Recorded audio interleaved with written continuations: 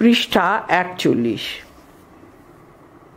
মনোযোগের একটি আভ্যন্তরীণ নির্ধারক হলো মেজাজ।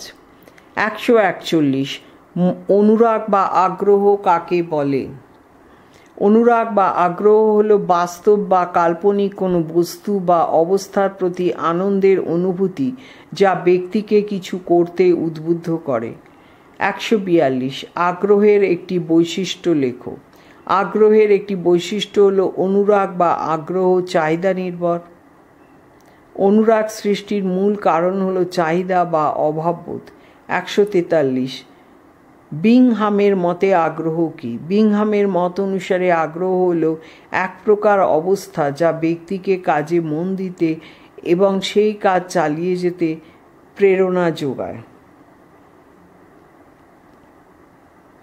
144। মনোবিদ ক্রো এবং ক্রোয়ের মতে অনুরাগ কি?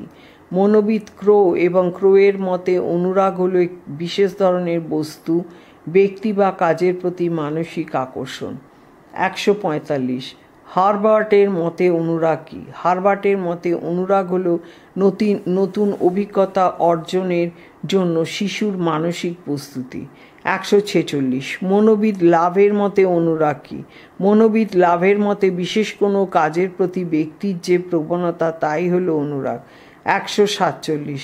জন ডিউইয়ের মতে অনুরাগ কি? জন ডিউইয়ের মত অনুযায়ী অনুরাগ হলো শিশুর বিকাশের অভিমুখে তার ব্যক্তিসত্তার স্বতঃস্ফূর্ত অগ্রগতি। 148। মনোবিদ রাসেলের মতে অনুরাগ কি? মনোবিদ রাসেলের মতে অনুরাগ হলো এমন একটি জৈবিক অবস্থা যা মানুষকে কোনো বিশেষ বস্তু বা ব্যক্তির বা কাজের প্রতি অবিরত উদ্দীপিত করে চলে। 149। ক্ষণস্থায়ী অনুরাগ কাকে বলে? যে আগ্রহ বিশেষ উদ্দেশ্য সাধনের জন্যই সৃষ্ট হয় এবং উদ্দেশ্য সাধিত হলে যা অন্তর্হিত হয় তাকে ক্ষণস্থায়ী আগ্রহ বা অনুরাগ বলে। যেমন পরীক্ষায় সাফল্য অর্জনের জন্য পড়ার প্রতি আগ্রহ। 150। দীর্ঘস্থায়ী অনুরাগ কাকে বলে? যে আগ্রহের স্থায়িত্ব দীর্ঘ এবং পরিধি বিস্তৃত তাকে দীর্ঘস্থায়ী আগ্রহ বা অনুরাগ বলে। যেমন জ্ঞান অর্জনের জন্য পড়ার প্রতি আগ্রহ। 151। সহজাত অনুরাগ কি? যে আগ্রহ জন্মসূত্রে প্রাপ্ত তাকে সহজাত আগ্রহ বা অনুরাগ বলে। যেমন নিরাপত্তার প্রতি আগ্রহ।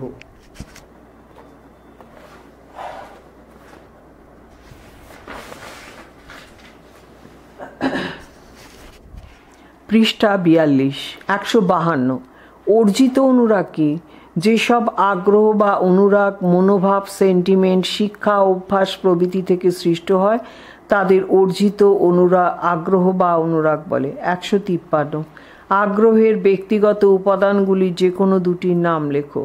আগ্রহের ব্যক্তিগত উপাদানগুলি হল রোম্যান 1 শারীরিক স্বাস্থ্য ও শারীরিক বিকাশ, রোম্যান 2 মানসিক স্বাস্থ্য ও মানসিক বিকাশ। 154। আগ্রহের পরিবেশগত উপাদানগুলির মধ্যে যে কোনো দুটির নাম উল্লেখ করো। আগ্রহের পরিবেশগত উপাদানগুলির মধ্যে দুটি হল রোম্যান 1 পরিবারের আর্থিক অবস্থা, রোম্যান 2 সাংস্কৃতিক পরিকাঠামো। 155। লাতিন ভাষায় ইন্টারেস্ট কথাটির অর্থ কী? লাতিন ভাষায় ইন্টারেস্ট কথাটির অর্থ হল ইট কনসার্নস বা ইট ম্যাটার্স। 156। শিক্ষায় পরিণমনের দুটি ভূমিকা লেখো। শিক্ষায় পরিণমনের দুটি ভূমিকা হল রোম্যান 1 শারীরিক পরিণমন ও শিখন। শারীরিক পরিণমন শিখনের জন্য একটি অপরিহার্য দিক। এটি একজন শিক্ষার্থীর পেশি, স্নায়ুতন্ত্র এবং অঙ্গ প্রত্যঙ্গের বিকাশের সঙ্গে জড়িত। পেশির সুসংবদ্ধ বিকাশ না হলে কোনো শারীরিক কাজ শেখা সম্ভব নয়। যেমন হাতের পেশির বিকাশ না হলে লেখা ও আঁকা শেখা কঠিন। এছাড়া মস্তিষ্কের বিকাশ না হলে এবং স্নায়ুতন্ত্রের বিকাশ শিখানোর জন্য অত্যন্ত গুরুত্বপূর্ণ। স্নায়ুকোষের সংযোগ তৈরি হওয়া এবং মস্তিষ্কের বিভিন্ন অংশের পরিণমনের শিখনের গতি ও গুণগত মানকে প্রভাবিত করে। স্মৃতি, মনোযোগ এবং সমস্যা সমাধানের মতো উচ্চতর মানসিক দক্ষতা বিকাশের জন্য স্নায়বিক পরিণমন অপরিহার্য। রোম্যান 2, মানসিক পরিণমন ও শিখন। শারীরিক পরিণমনের মতোই মানসিক পরিণমন ও শিখনের একটি গুরুত্বপূর্ণ দিক। এটি শিক্ষার্থীর বুদ্ধিবৃত্তিক ও মানসিক দক্ষতার বিকাশের জন্য অপরিহার্য। মনোবিজ্ঞানী জাঁ পিয়াজে তার জ্ঞানীয় বিকাশের তত্ত্বে দেখিয়েছেন যে শিশুরা বিভিন্ন স্তরের জ্ঞানীয় পরিণমনের মধ্য দিয়ে যায় এবং প্রতিটি স্তরে তাদের শেখার ধরন ও ক্ষমতা আলাদা হয়। কোনো নির্দিষ্ট স্তরের কাজ শেখার জন্য শিক্ষার্থীর সেই স্তরের জ্ঞানীয় পরিণমন আবশ্যক। 157, বিস্মৃতির কারণ কি? বিস্মৃতির কারণ হল রোমান 1, চর্চার অভাব। অনভ্যাসে বিদ্যাহ্রাস কথাটি এক্ষেত্রে প্রযোজ্য। কোনো কিছু শেখার পর দীর্ঘদিন চর্চা না করলে তা বিস্মরণ ঘটে। রোমান 2, বিষয়বস্তুর প্রকৃতি। বিষয়বস্তুর প্রকৃতির উপর মনে রাখা বা ভুলে যাওয়া অনেকখানি নির্ভর করে। এবিংহাউসের পরীক্ষা থেকে জানা যায় অর্থহীন শব্দতালিকা, অর্থযুক্ত শব্দতালিকা, সম্পূর্ণ বাক্য ইত্যাদি বিষয়বস্তুর মধ্যে অর্থহীন শব্দতালিকার ক্ষেত্রে বিস্মরণের হার সবচেয়ে বেশি।